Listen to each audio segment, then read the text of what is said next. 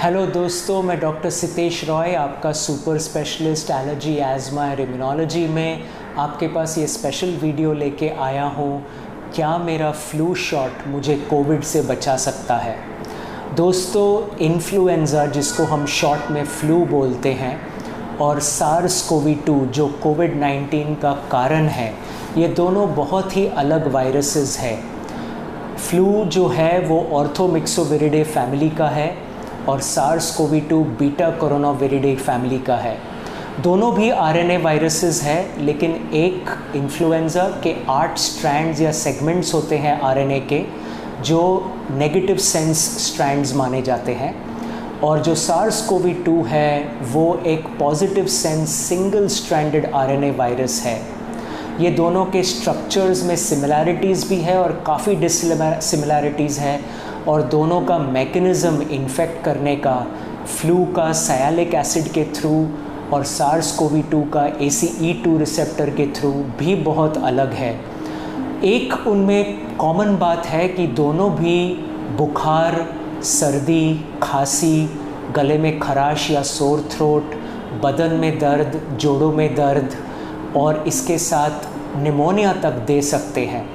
But SARS-CoV-2 के chances बहुत ज़्यादा है कि वो अक्यूट रेस्पिरेटरी डिस्ट्रेस सिंड्रोम दे, जो अल्टीमेटली जानलेवा हो सकता है। मल्टी ऑर्गन फेलियर भी जानलेवा हो सकता है।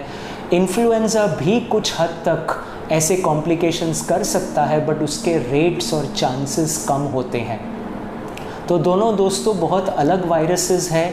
इन्फ्लुएंज़ा का जो वैक्सीन है वो इन्फ्लुएंज़ा टाइप ए और टाइप बी, दो टाइप के स्ट्रेन्स हैं जिससे प्रोटेक्ट करता है, और जो SARS-CoV-2 का वैक्सीन है उसका एक सिंगल स्ट्रेन के स्पाइक प्रोटीन्स या उसके इनएक्टिवेटेड वायरस पे प्रोटेक्ट करता है।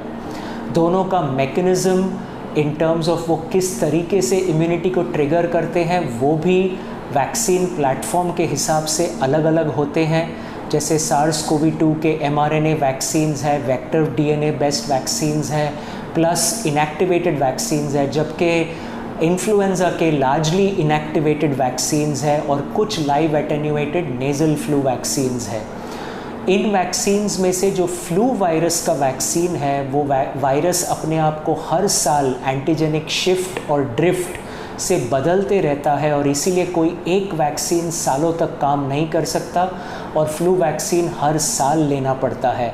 Where SARS-CoV-2 relatively slowly mutate कर रहा है। कोरोना वायरस ग्रुप के वायरसेस म्यूटेट करते हैं बट धीरे से, उतना नहीं जितना फ्लू के वायरसेस करते हैं, और इसीलिए होप है कि SARS-CoV-2 के वैक्सीन्स को हर साल नहीं लेना पड़ेगा, लेकिन वो समय बताएगा हमें।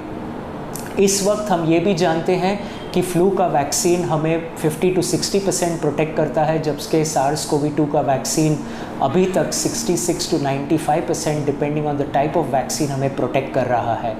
ये दोनों भी वैक्सीन्स के यूनिक इफ़ेक्ट्स हैं, बट उनके सिम्टम्स जो डिज़ीज़ के हैं वो कॉमन होने के कारण से दोनों भी वैक्सीन लेना ज़रूरी है जब इंसान का वो लेने का मौका आता है।